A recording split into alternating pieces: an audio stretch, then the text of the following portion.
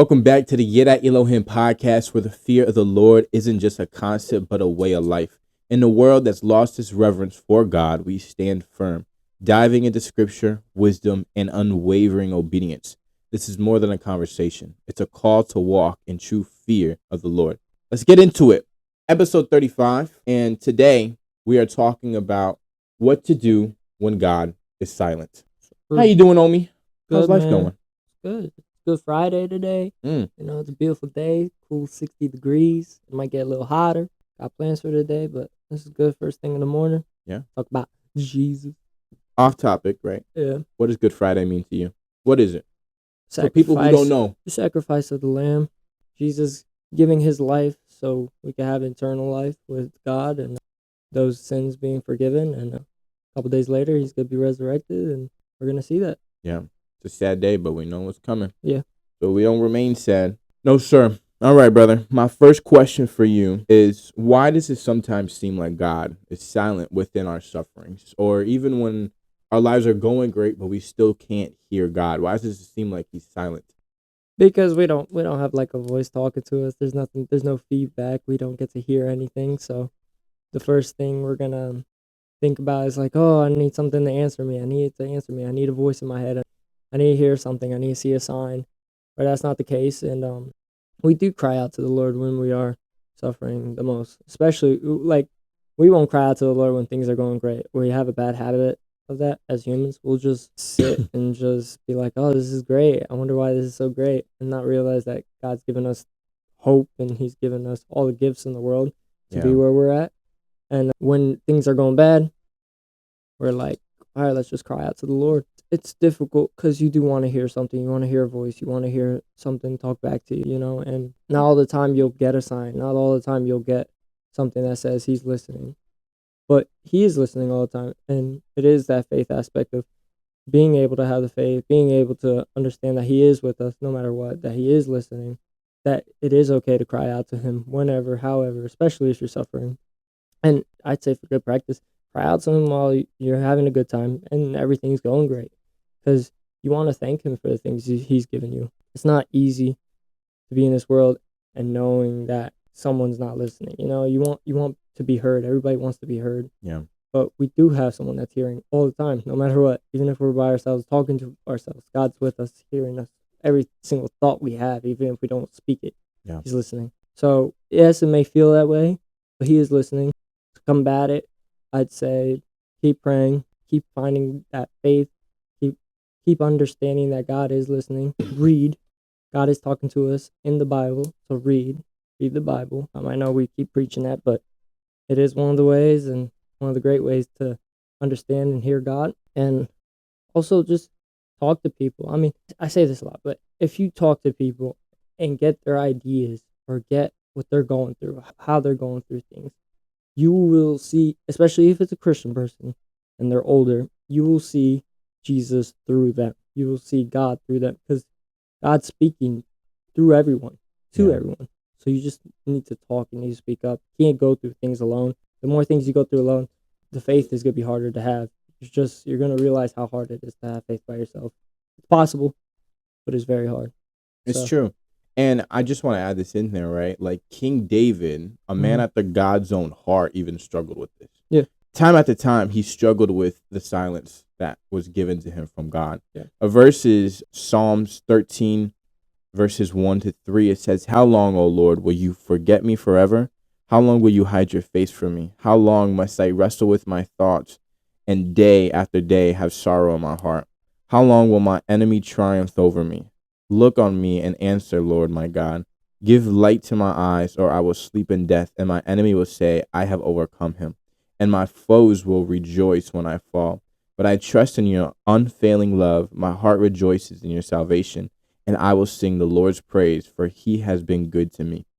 And I think that's so important to touch up on, because someone that was after God's own heart, a king that had such a strong connection with God, that got the strength to overcome kingdoms and soldiers and wars and battles and giants, felt like there was silence between him and God.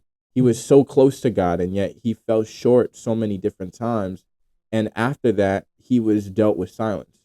And I'm sure there was even times when he was honoring God, it was still silent. And that's just a natural process that occurs within our relationship with God. It's not always going to be so much strong connection between him and God, because God is trying to test our faith, and he's trying to test our obedience, and he's trying to see how we act and how we function when God isn't there. Because honestly, when God is close to us and we feel that strong of a connection, I don't know about you, but I feel like it's easier for me to obey him, right? It's easier for me to have a conversation with you and know more about you when you're right here with me. But when you're not with me, I don't feel as close to you. Therefore, I don't have a strong connection with you.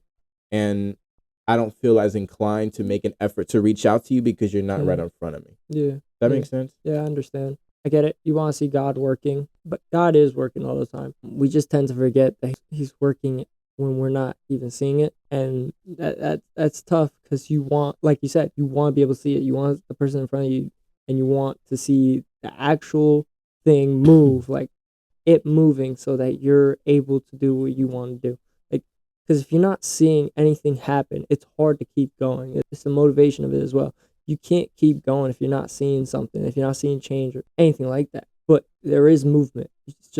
It's going unseen, because God has to do the little things first, always. And you're right about David. And he had a great relationship with God. Like, he was very close to God. And even with him, it was still silent. Like, he still didn't have a voice talking over him. He didn't have any signs. He had nothing that was being said to him to keep going, to be more.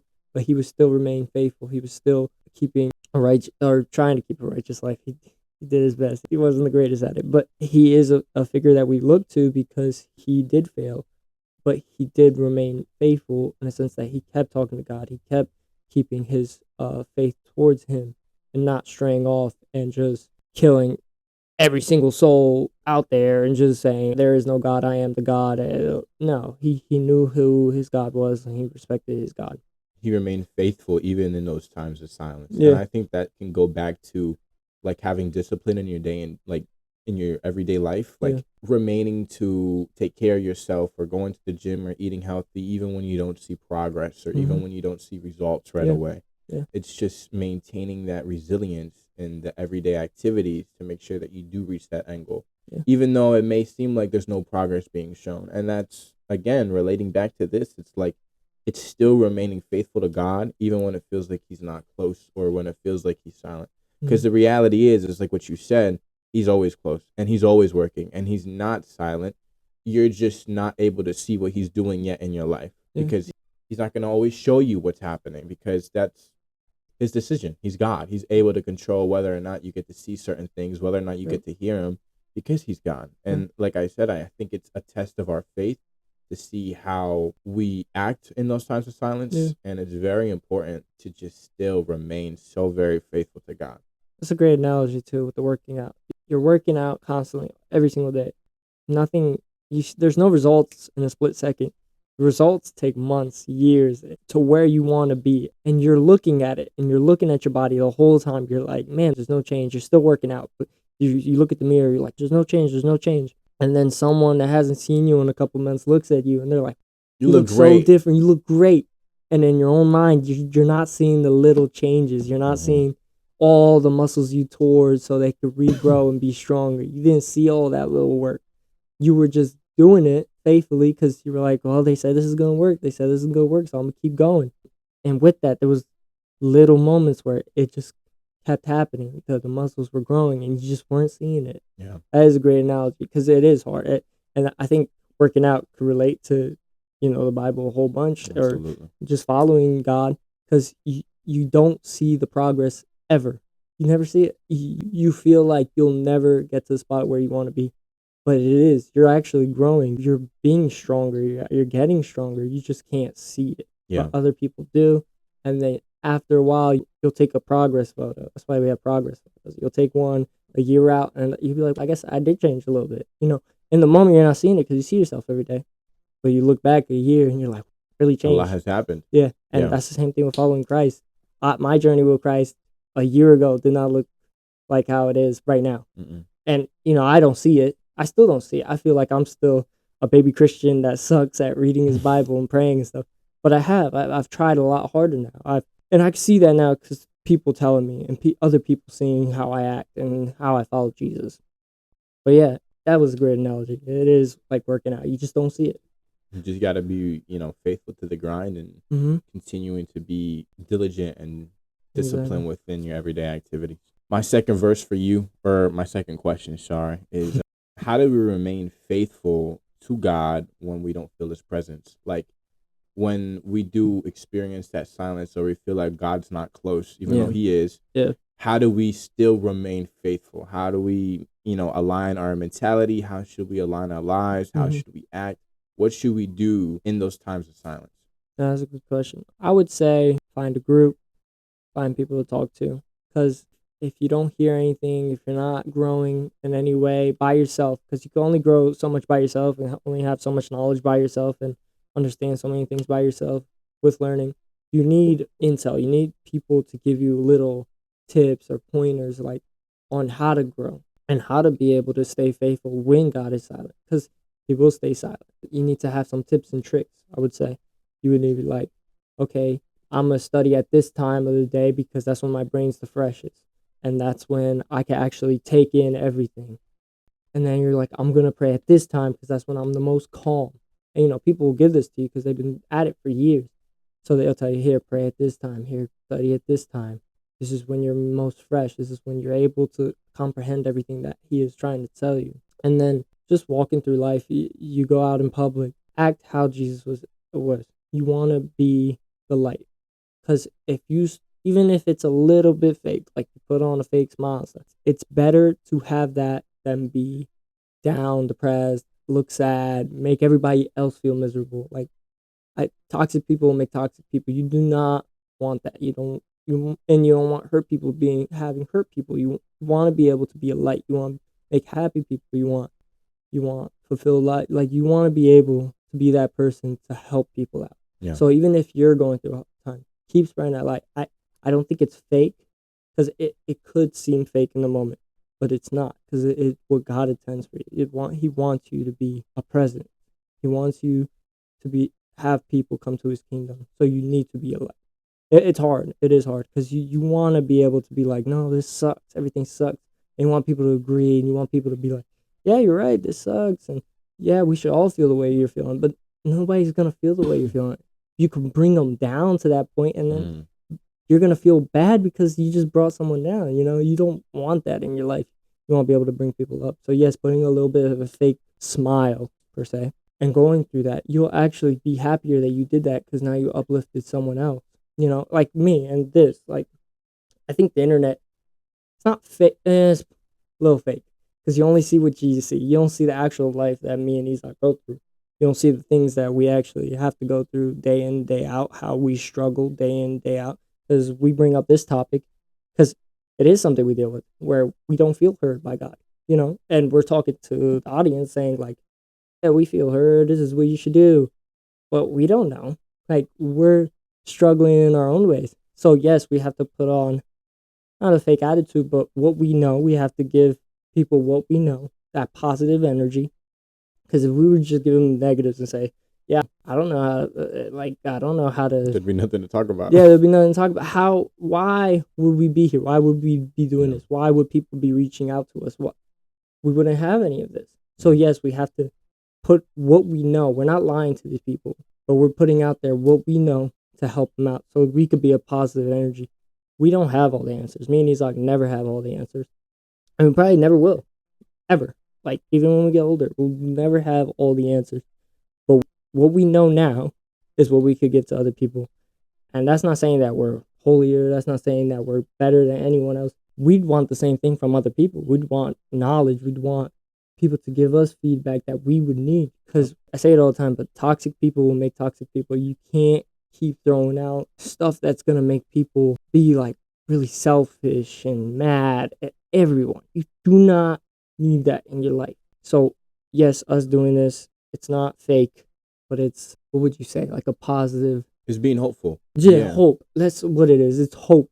There's hope out there. Yes, me and Isaac struggle. It doesn't show on camera. It doesn't show on Instagram, TikTok. It never shows on any of these platforms because the internet's very fake. It shows you all the good parts. It shows you all the this is nice. That what I'm doing is nice. Where I'm at is beautiful, but they don't see the background of everything that's actually going on. Yeah. But going back to it, yes, taking mentorship, going to groups, reading, getting tips and tricks from other people so that you could comprehend more, so they could give you more knowledge. Like I go to my parents, I go to church buddies, I'll go to my girlfriend, I'll go to whoever knows just a little more, just so I can understand a little more. And we do have the internet that does give us a lot, and we have the Bible. So you could always learn. It's just you have to put in that work. Absolutely. And God's always listening, no matter what. We can go back to Job. I mean, I think we can go back to Job for a lot of things, but Job 13, verse 15, it says, it's very short. It says, though he slay me, yet I will find hope in him. And the definition of hope is confidence and a certain expectation of receiving God's promise in the future. And I think that can be very appliant to our everyday lives, because when we're going through suffering and when we're struggling, when we feel like God is being quiet, like this is not the time to be upset. It's the time to be hopeful for the future. Yeah. Like things may suck right now. This season in our lives may be going the opposite direction of how we want it to go. Yeah. But we have to remain hopeful and faithful to God so that we will then get those future blessings. Exactly, because yeah. if we're not faithful to God, why would he bless us in the future? Yeah, exactly. And if we're not hopeful, how are we going to even get through our everyday lives? Yeah. That's how I think that you personally get through it, is just remaining hopeful that God will bring me through this. When my sister died, I wasn't sure how I was going to get through it, but I knew God was going to get me through it. So I just remained hopeful and I remained faithful to God. And that's all I had to do. Yeah. And I think people overcomplicate it when they feel like God is silent. Like, yes, it's good to try to figure out why you feel like he's silent, but at the end of the day, it's just about your hope and how you apply it to your everyday life. Be hopeful. It's that simple. Like, you don't have to make it so complicated. People want to add a reason as to why he's being silent. There may not be a reason. It may just be a test of your faith, and with the test of your faith, to pass the test is to remain hopeful for the future, hopeful that God's going to bring you through this, hopeful that your relationship with God will strengthen after this and through it. And just trusting in what he's got planned. I mean, bad things are going to happen to you always, but if there's something bad that's going on, you just got to trust that you're in that season for a reason, and that he will, with faith and with hope, you will get out of that season rejoicing and being well pleased with the outcome of it. Like, being understand, like, okay, now I know why I went through this. I had to go through this to be where I'm at right now. It is tough because it's a topic that's like, God's quiet. A lot of people don't get answers from God. They will never hear a voice. They'll never see a sign. There's a lot of faithful Christians that will never see a sign, never get a voice in their head or someone speaking out to them saying, hey, this is what God's saying. If it was that easy, I think everyone would be to the faith, because then everyone would believe. Everybody wants proof. Everybody wants something that's like, well, he spoke to me, so it's real. Like, you know what I'm saying? Like, Jesus is real. God's real. Because he spoke to me. I heard him. No one ever, like, I didn't come to the faith because I heard a voice. Like, I wish that was the case. I came to the faith because I was faithful, and because I had hope, and because I believe that Jesus died, and because I believe he resurrected. That is where my faith comes from. And I believe our God is very loving, and he's very just. He will, through hard times, he will always come out to help us, especially if we're faithful. Yes, if we're doing wrong. Yes, if we're not being by his side. If we're not understanding him. If we're just disregarding God, he's not going to come down and try to help us. He won't even, he listens all the time, but he's like, why should I help you if you're not even going to come to me about these certain things if you're not? So it's always remaining faithful, talking to him no matter what, because he is always listening. So yeah, talk to him about your problems. It may seem like he's silent because there is no voice and there is no signs or anything like that, but he is always listening. And that's a true fact, because we go through life and we like the working out thing. We just don't see it, but he's at work with all the little things. But yeah, it's true. So other than a testing of our faith, what else do you think God is doing in that silence? I know we kind of touched up on it, but explain to me what you think God is doing exactly in that silence. He's a God, so he could fill anybody's plate. He could do it all. he's working in everybody's life. So even though it may seem like someone else is getting all the benefits from God, and God's giving me this, God's giving me that, I've gotten this, and God's answering my prayers, and I wouldn't be jealous of that person. I would be very like, oh my gosh, if he's doing that for that person, he could do it for me, you know? Like, it's not that he's silenced like everybody else. He's not only listening to one person. Like, it may look that way, like you're looking at it and you're like, he's only listening to that one. You can't look at it that way. You have to look at it of like, he's listening to him. He's listening to me right now. He will answer my prayers.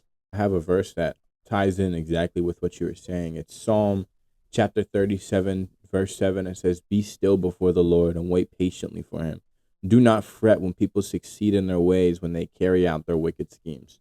And it's exactly what you were saying. It's like when you feel like your life may be falling apart, Yeah. or it's not going the way that you want it to, but you see other people's lives succeeding, and you're, I guess, honoring God more than they are. It may be frustrating, but also at the same time, he's God. He's Yeah. able to do what he wants. Yeah, exactly. And again, I think that that's just him testing our faith. At the end of the day, I think this is a test of our faith. When we feel like God is silent and he's blessing others and not us, it's a test of our faith to see if we will remain faithful. And it's so important that we don't try to rush the process, and we don't get upset when things don't happen immediately. We live in a world and a culture where we want things now, and right now. We don't want to wait 10 days. We don't want to wait a week, right? Because Amazon Prime gets us overnight shipping. We get answers immediately when we type something in the chat GPT. Like, we want it now. Yeah, fast satisfaction. Like, it's very fast. But those are things that cannot be compared to God. Takes his time. God is a gentle God and a loving God. And with that may require time. With that, it may require time to get a response, time to open up that door, time to give you a blessing or take something away from you.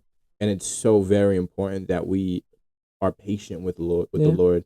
And even in those times of silence, instead of getting upset, we remain humble and we remain patient. And he's a loving God. He wants everyone to hear before he takes everybody up with him. He wants all his children to go up to heaven with him. He hasn't brought us all up and, like this be the end all be all, because he wants everyone to listen, to hear, to know who God is, and to believe in him and have faith in him so that we can all go up. He doesn't want anybody left alone down here. He doesn't want anyone to go to hell. He really wants us all to be with him. So he gives us all these chances and he gives us so much, and we take for granted all the things that he's given us because we think he's silent and we're not patient, like you're saying. It's true. Yeah. Well, thank you so much for tuning in for this episode. We appreciate it.